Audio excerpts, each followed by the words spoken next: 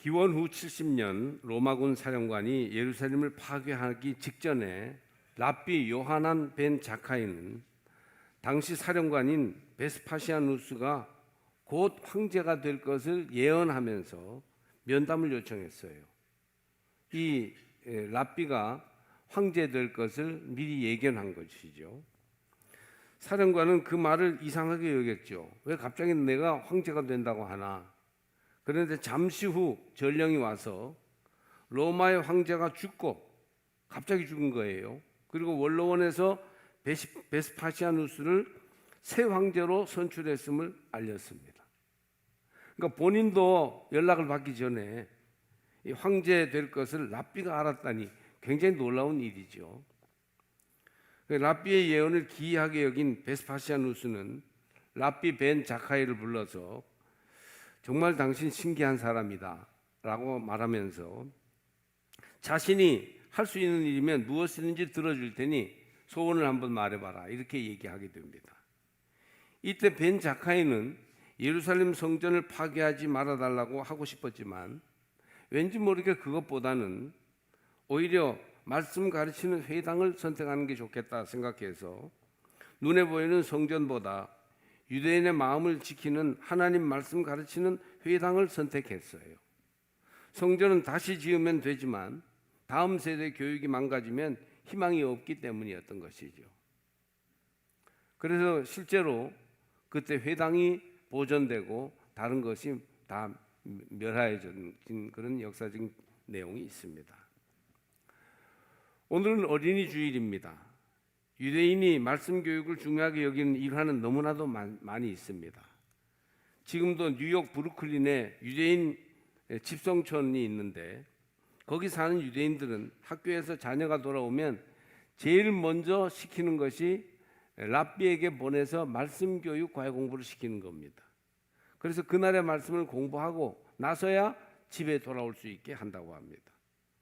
학교 다녀오면 학원부터 가라고 하는 우리와는 비교가 됩니다. 물론 공부를 위해서 학원 다니는 일을 나쁘다 할 수는 없지만 그러나 먼저 하나님 말씀을 가르치는 유대인들에 비해 보면 얼마나 좀 다른가 하는 생각을 해보게 됩니다. 이렇게 말씀을 가장 중요하게 여기고 말씀 공부를 그들 교육의 근간으로 삼는 나라이기에 지금도 세계 많은 나라에 흩어져 있는 이스라엘 백성들은 그 나라 간 곳마다에서 정치, 경제, 문화, 예술, 교육 분야에서 큰 두각을 나타내는 민족이 되었습니다. 사무엘의 아버지는 엘가나이고 어머니는 그 유명한 기도의 어머니 한나입니다. 본문은 사무엘이 소년이 되었을 때 부모가 성전으로 데리고 가서 제사장에게 맡기는 장면입니다. 사무엘은 하나님이 주신 약속의 자녀예요. 하나님께서 예비하시고 계획하신 가운데 보내주신 아들이요 어릴 때부터 주께 맡긴 자녀가 되었습니다. 그래야 이스라엘이 참으로 어려운 시기에 위대한 지도자가 되어서 하나님께 크게 쓰임받는 사람이 되었습니다. 잘 알려진 대로 사사시대에서 왕정시대로 옮겨가는 과정에 사무엘이 주역이 됩니다.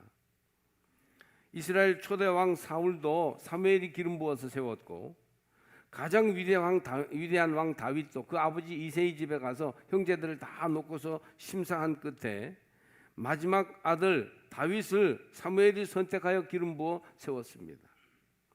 사무엘은 이스라엘 역사에 가장 중요한 역할을 한 지도자였어요. 왕 한두 명보다 더 큰 일을 한 사람이죠. 여러분도 자녀가 사무엘처럼 믿음으로 잘 자라서 하나님 앞에 쓰임받고 위대한 사람이 되시기를 바랍니다. 요즘 같은 시대에 정말 사무엘 같은 인물이 나온다면 우리나라에게 얼마나 큰 도움이 될까 그런 생각을 해보게 됩니다. 먼저 우리는 내 자녀가 하나님이 주신 귀한 자녀임을 기억해야 합니다. 우리 자녀가 이렇게 내게 내 자녀로 오게 된 것은 하나님의 뜻이 있어요. 하나님이 주신 것입니다. 모든 만남에는 뜻이 있죠. 부부의 만남, 부모와 자녀의 만남, 친구와 연인의 만남까지 이 모든 것은 하나님의 계획 속에 이루어지는 것입니다. 한나는 아들을 낳아 이름을 사무엘이라고 했습니다. 오늘 본문 바로 앞 20절에 한나가 임신하고 때가 이름에 아들을 낳아 사무엘이라 이름하였으니 이는 내가 여호와께 그를 구하였다 함이더라. 사무엘이라는 말은 사무 들으시다라는 말이고 엘 하나님이라는 말이에요. 하나님이 들어주셨다. 하나님이 내 기도를 들어주시고 사무엘을 주셨다. 그래서 이름을 사무엘이라고 지은 것입니다. 자녀는 하나님께서 주셔야 얻을 수 있습니다. 그러니까 자녀가 생긴 것은 그냥 내 자식으로 그냥 온 게 아니고 하나님이 허락하셔서 내 자식이 된 것입니다. 저는 결혼하고 3년째가 되어도 아이가 없어서 염려하고 기도하면서 기다렸습니다. 그때 아내는 지나가는 아기들만 봐도 마음이 졸여지고 아기 엄마들이 힘들어서 쩔쩔 매는 것조차 그렇게 부러웠다고 합니다. 얼마나 애를 태웠는지 친정 식구들까지 합심 기도를 할 때쯤 4년이 되어서야 큰아이가 태어났습니다. 자녀는 정말 하나님이 허락하셔야 얻을 수 있다는 것을 저는 확실히 체험했어요. 그러나 한번 자식을 주시자 셋까지 주셔서 지금 딸들은 결혼하고 가운데 아들만 결혼하기 전입니다. 자녀 얘기니까 오늘 가족 얘기 좀 할 텐데 양해해 주시기 바랍니다. 결혼한 우리 큰딸은 자녀 둘을 앞서 낳았고 한 달 반 전에 올해 셋째 아이를 낳았습니다. 병원에서 작년에 예정일을 잡아주었는데 그날이 3월 21일이었고 전날부터 약간 기미를 보이더니 딱 그날 출산하였어요. 야, 참 의사도 대단하죠. 어떻게 그날을 그렇게 한 해 전에 맞출까요? 좀 힘들었지만 빨리 회복하려고 무통 주사도 맞지 않고 출산의 아픔을 고스란히 느끼면서 낳았으니 정말 순산이었다고 할 수 있죠. 그런데도 출산하기 전에 얼마나 두렵고 연명가 되든지 기도를 많이 했습니다. 그리고 출산할 때는 얼마나 아프든지 우리 딸이 저한테 아빠 제가요 짐승처럼 울었어요. 그렇게 말하더라고요. 그랬더니 남편이 옆에 있다가 아기 낳는 아내가 너무 힘든 것이 안타까워서 자기는 더 크게 울었다고 그렇게 얘기하였습니다. 하나님이 허락해야 얻을 수 있는 게 자녀 출산이에요. 모든 게 다 갖추고 순산해도 정말 힘든 거거든요. 하나님이 허락하시는 겁니다. 은총이요 축복입니다. 젊은이들은 빨리 짝을 만나 결혼하시기를 바라고 결혼한 부부는 빨리 자녀를 출산하여 애국하고 큰 기쁨을 얻으시기 바랍니다. 기도하고 준비하면 하나님이 틀림없이 주실 것이에요. 자녀는 하나님의 선물이요 주께서 우리에게 맡기신 기업입니다. 할렐루야. 사무엘뿐 아니라 모든 자녀는 그냥 태어난 것 같지만 하나님께서 약속하신 언약의 자녀예요. 자녀는 우리 마음대로 택한 것이 아니라 하나님께서 예비하셔서 우리 가정에 맡기신 것입니다. 그래서 시편 127편 3절에 자식들은 여호와의 기업이라고 말씀하십니다. 아이를 낳은 엄마들은 고생하고 낳고 나면 얼마나 아기가 예쁜지 회복하기도 전에 아기를 보느라 모든 고통이 일시에 사라지고 그렇게 행복할 수 없다고 합니다. 아픔마저도 행복이 된다는 거예요. 우리는 하나님께서 맡기신 자녀를 나의 자녀라고 생각하여 내 마음대로 양육하고 있습니다. 자기의 인간적인 판단을 따라 세상에서 필요한 교육에만 치중하고 있어요. 그 결과 젊은이들의 신앙이 부모의 신앙보다 더 나약해지고 나아가 우리 자녀가 하나님이 지으신 위대함을 발휘하지 못하고 있습니다. 특별히 영적인 면에서 아주 무기력하고 타락되어 있어요. 우리의 자녀가 언약의 자녀임을 알고 창조하신 하나님의 뜻을 따라 양육할 때 우리 자녀가 가장 행복하고 위대해질 수 있습니다. 엘가나와 한나 부부는 아들 사무엘이 하나님의 언약을 따라 주신 아들임을 알고 그 아들을 주의 전에 보내 주께 맡김으로 키우기로 결심합니다. 우리의 자녀들을 모두 교회에서 생활하게 해야 한다는 것은 아니죠. 그러나 사무엘의 본을 따라 하나님의 말씀을 가르치는 일과 교회 생활을 가장 중요한 생활의 중심으로 삼게 하는 일, 그리고 하나님을 경외하게 하는 것, 이것은 우리 교육에서 자녀 교육에서 가장 중요한 일입니다. 절대 이것을 소홀히 하지 마시기를 아기의 부모님들에게 주의 이름으로 권면합니다. 또 부모가 믿음의 본을 보여야 합니다. 여기 엘가나와 한나는 사무엘을 성전에 맡기면서 믿음의 본을 보여주고 있습니다. 그들은 아들이 하나님께로부터 왔음을 시인하고 젖을 떼자 성전으로 보내버립니다. 눈에 넣어도 아깝지 않은 어렵게 얻은 큰아들을 주의 종에게 맡겨 기르게 할 때 얼마나 인간적으로 힘들었겠어요. 그 아이가 크는 것을 보지 못하고 멀리 떨어져 있어야 하는 것이죠. 그뿐 아니라 정성을 다하여 제물을 드리며 하나님을 예배합니다. 사무엘의 부모는 하나님을 잘 믿는 경건한 사람으로 충성스럽고 순종적인 신앙 태도가 사무엘의 믿음을 바르게 하였고 후에 위대한 지도자가 되게 한 것입니다. 자녀는요 스스로 큽니다. 가만두면 다 제밥그릇 가지고 태어난다고 하죠. 어느 정도 자라면 마치 활 쏘는 사람이 힘을 다해 쏘면 활이 제 관역에 가서 박히듯이 그렇게 자녀들은 스스로 제갈길을 가는 거예요. 화살 쏘는 것은 부모라도 가서 박히는 것은 화살 자신입니다. 이처럼 부모가 바탕이 되고 기초가 되고 뻗어가는데 밀어주는 힘이 되어주면 자녀가 그 길을 갈 수 있어요. 그런데 여러분, 자녀가 스스로 크지만 부모를 딛고 서서 크는 것입니다. 이 받침이 튼튼하지 못하면 자녀들이 가긴 가는데 엄청나게 흔들려요. 그리고 관역에 못 박히고 때로는 수풀에 떨어지기도 합니다. 부모가 어떤 정신, 어떤 믿음, 어떤 인격, 어떤 삶의 자세, 어떤 기도, 어떤 언어를 가지고 있느냐에 따라서 자녀들이 반듯하게 자라기도 하고 좀 방황하기도 하는 것이죠. 성 어거스틴은 젊었을 때 세상 풍조에 빠져서 많은 방황을 했습니다. 똑똑한 애들이 잘못되면 더 많이 방황하죠. 그는 굉장히 총명하고 가능성이 많은 젊은이였으나 이단에도 빠지고 10대에 이미 여자와 동거도 하면서 부모 속을 엄청 새기고 문제아로 자랐습니다. 이때 어머니 모니카는 아들 어거스틴을 위해 눈물로 매일 기도하였다고 합니다. 아들은 세상 물결을 따라서 심하게 흔들렸으나 어머니는 경건한 믿음을 지키며 변함없이 기도의 자리를 지켰습니다. 한 번은 너무 염려가 되고 힘드니까 요즘식으로 말하면 담임 목사, 주교인 암브로시우스를 찾아가서 어떻게 하면 좋겠느냐고 상담합니다. 어떻게 하면 우리 자식을 제대로 키울 수 있을까요? 너무 말을 안 듣고 속을 썩입니다. 그때 암브로시우스가 말하기를 기도하는 자식은 절대 망하지 않습니다. 계속 기도의 자리를 지키십시오. 그렇게 말한 것이 모니카에게 큰 위로가 되었다고 합니다. 모니카는 계속 아들을 위해서 기도했고 기도의 자리를 지켰고 믿음의 모범을 보였어요. 결국 어거스틴은 회심하여 돌아왔고 고대 교회에서 중세 교회로 가는 길목에서 전무후무한 신학과 경건의 큰 나무, 위대한 교부가 되었어요. 그래서 어거스틴에게서 고대 교회의 모든 신학 교리가 정리되었다라고 말할 만큼 큰 인물이 되었습니다. 부모가 어떤 믿음, 어떤 정신을 가지고 있느냐가 중요합니다. 자녀는 부모를 결국 닮게 돼요. 자기 길을 자기가 가지만 부모 닮은 길을 가게 됩니다.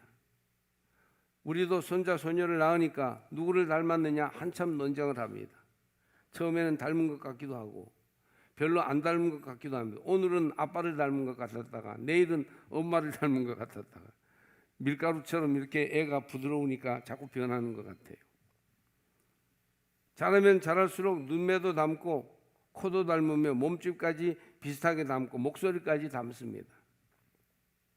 제가 고등학교 때 한 번은 지방에서 아버지가 학교에 저를 보러 오셨습니다. 그런데 우리 반 친구가 신진아, 내 아버지 오셨더라 그렇게 말해요. 그래서 아니 어떻게 우리 아버지가 오신 줄 알아? 했더니 너처럼 걷는 어른이 한 사람 운동장으로 오길래 가까이 가서 봤더니 꼭 너처럼 생겼더라. 발걸음이 닮은 것을 처음 보는 친구들이 느낄 정도로 부모 자식은 닮는 거예요. 어떤 믿음, 어떤 정신을 가지고 있느냐 자녀들이 닮습니다. 아닌 것 같이 그래도 여러분 믿음이 여러분 자녀들의 믿음의 삶이에요. 어떤 믿음, 어떤 인격, 어떤 삶의 자세, 어떤 기도, 어떤 언어를 가지고 있느냐에 따라서 자녀들이 반듯하게 자라기도 하고 방황하는 사람이 되기도 합니다. 복음을 가지고 예수 안에서 성장하는 사람도 있고 그렇지 않고 세속에 빠져 방탕한 사람도 있습니다. 여러분의 자녀가 잘 되기를 바라십니까? 아무도 대답을 안 하시는군요. 여러분의 자녀가 잘 되시기를 바랍니다. 그러려면 여러분이 먼저 믿음 안에 바로 서서 나중에 예전에 잘했다면 이런 말 할 것 없이 지금부터라도 경건한 하나님의 사람이 되십시오. 그러면 지금부터 선한 영향력을 틀림없이 끼칠 것입니다. 그것이 자녀들을 위한 영적 도약대가 되어 여러분을 딛고 멀리까지 달려가서 크게 뻗어갈 수 있도록 하시기 바랍니다. 자녀들은 스스로 크지만 부모를 딛고 나아갑니다. 여러분의 자녀가 여러분 때문에 떳떳하고 자랑스럽게 하십시오. 우리 부모님은 기도하는 부모님이야. 말씀대로 사는 부모님이야. 나도 그렇게 살 거야. 이렇게 되셔야 하지 않겠습니까?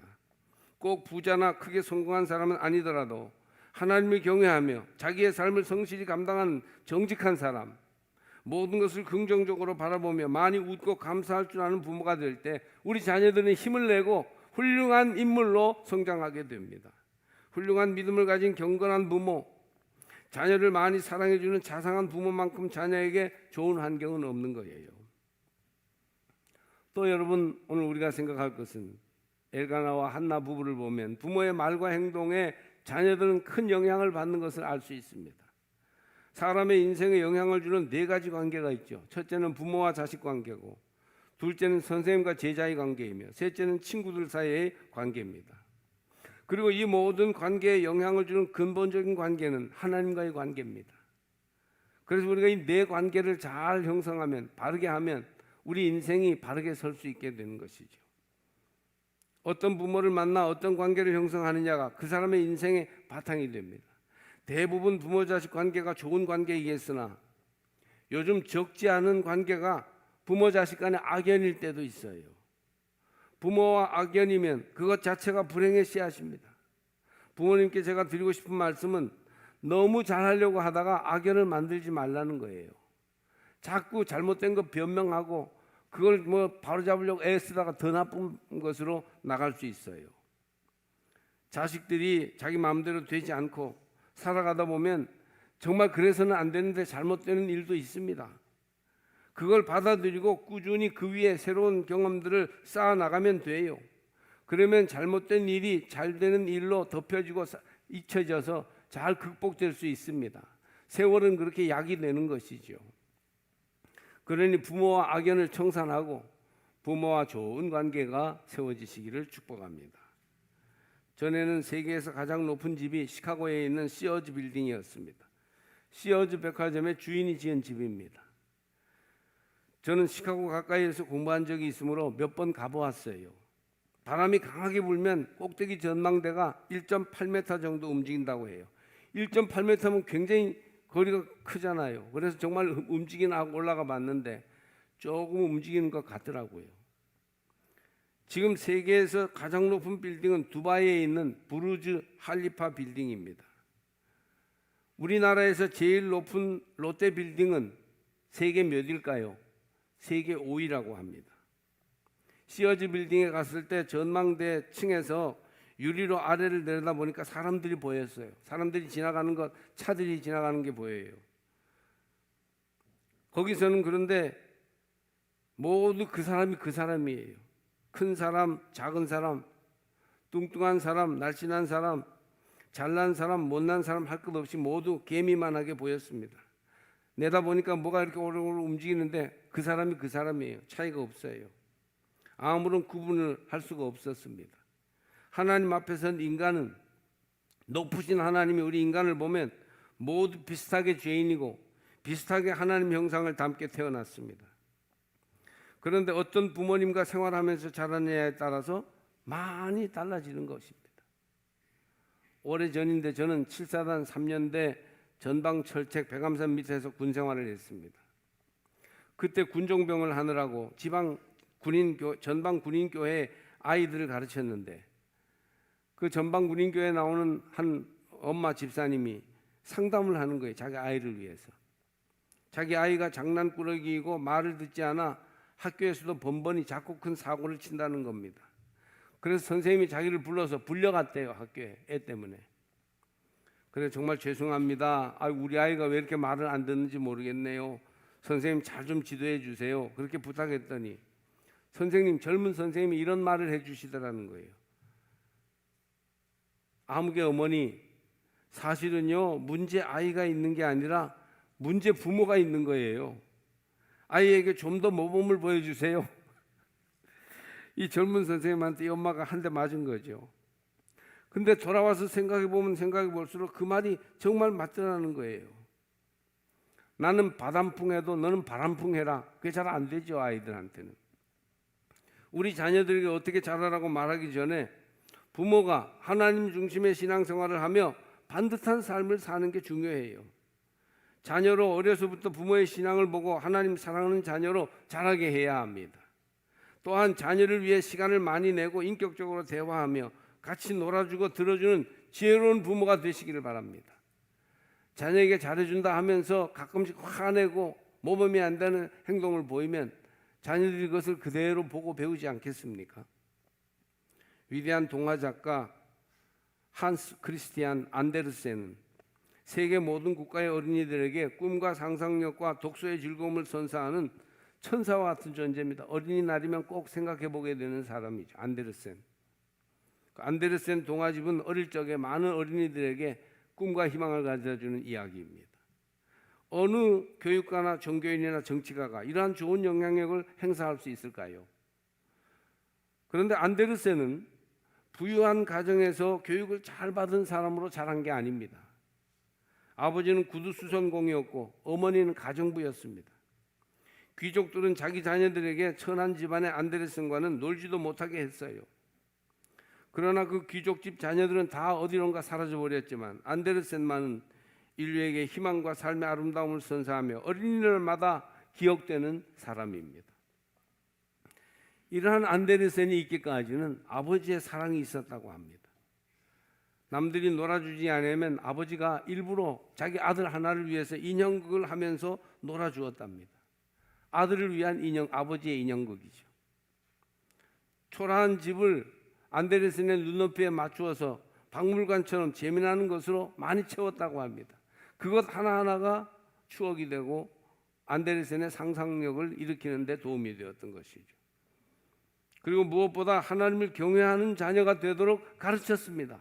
이것이 중요한 것이에요. 하나님의 계획대로 자랄 수 있도록 한 것이죠. 또한 아버지가 고생하였던 이야기와 다른 가난한 사람들의 이야기를 들려주면서 자신과 삶을 사랑하는 따뜻한 마음을 가지게 되었다고 합니다. 이러한 관심과 깊은 대화가 사랑의 상상력을 불러일으켜 함으로써 안데르센을 위대한 작가로 만든 것이죠. 여러분의 가정에도 이와 같은 일이 있기를 주의 이름으로 축복합니다. 5월은 전도의 달입니다. 아까 기도해 주신 대로 우리가 셋째 주일을 창립기념주일로 지킵니다. 그리고 그날을 우리는 초청전도주일로 정해서 찬양 공연을 기획하고 있습니다. 손경민 목사님은 지금 한국 교계에서 제일 인기 있는 찬양 가수예요. 작곡도 굉장히 많이 해서 지금 엄청나게 불리우고 있습니다. 요즘 임영웅 좋아하는 분들 많은데 우리 믿는 사람에게서는 가수 임영웅보다 더 유명한 사람이 손경민이에요. 이분을 주일날 모시려면 3년 전부터 예약을 해야 합니다. 정영민 장로님을 통해서 연결이 돼서 이번 전도주일에 오게 됐습니다. 그것도 작년에 예약한 거예요. 이웃들을 데려오면 안 믿는 사람들도 감동하고 은혜를 받을 것입니다. 정말 은은하고 좋은 감동적인 복음이 그 찬양 속에 들어 있습니다. 지금 우리는 428명의 전도 대상자 이름을 올려놓고 기도하고 있지 않습니까? 그리고 그분들뿐 아니라 삼척에 있는 모든 영혼이 도전을 받고 부름을 받아 초청되어 오기를 기대하고 있습니다. 하나님께서 그들의 마음을 움직이실 줄로 믿습니다. 그냥 누군가 전도하겠지 이렇게 생각하지 마시고 여러분의 입으로 여러분의 친구에게 초청을 하세요. 우리 교회에 굉장히 유명한 찬양 가수가 온다는데 목사님이시기도 하다는데 이번 주일날 우리가 찬양 공연이 있으니까 꼭 와볼래? 너 내가 교회 다니는 거 궁금해했잖아. 한번 와봐. 그렇게 해서 많은 사람들을 초청하고 권면하십시오. 틀림없이 그 과정을 통해서 성령께서 그들의 마음을 움직이고 구원하실 줄 믿습니다. 그런데 여러분, 이웃과 친구들 그리고 시장 상인들과 길거리에서 만나는 사람들을 전도하는 것도 중요하지만 믿는 가족들이 자녀들을 예수 믿게 하는 것, 청년 학생들과 어린이들에게 예수를 만나 바르게 살도록 하는 일이 얼마나 중요한지 몰라요. 여러분의 가정 문제의 근본적인 해결 방법은 복음을 심어주는 데 있습니다. 이제 자녀들을 예수님께로 인도하십시다. 그들에게 믿음의 말과 행동으로 감화를 끼쳐주세요. 그들도 하나님을 경외하는 경건한 자녀들로 자라도록 기회를 주시기 바랍니다. 교회에 나와야 합니다. 예수를 만나야 합니다. 다음 세대들의 말과 행실이 하나님의 인도를 받는 거룩한 자녀가 되게 하십시오.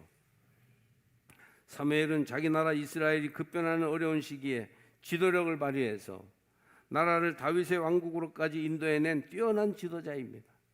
사무엘이 옆에서 받쳐줬기 때문에 다윗이 그렇게 위대하게 일할 수 있었어요. 이런 위대한 인물이 배출될 수 있었던 것은 사무엘의 아버지 엘가나와 어머니 한나가 사무엘을 성전으로 보내어 주님께 맡겨서 키웠기 때문이에요. 우리는 성전에는 못 오지만 그러나 우리 자녀를 주께 맡겨 키우면 실패 같으나 성공일 줄로 믿습니다. 자기 의도대로 세속 교육으로 키우려 하면 많은 경우에 성공 같으나 실패입니다. 우리의 자녀들을 하나님께 맡기고 믿음으로 키우면 하나님께서 우리 자녀들을 돌보시고 축복하셔서 개인은 행복하고 많은 사람들을 위해서 큰일을 하는 인물로 자라게 할 것입니다. 할렐루야. 자녀들을 예수님께로 인도하시기를 축복합니다.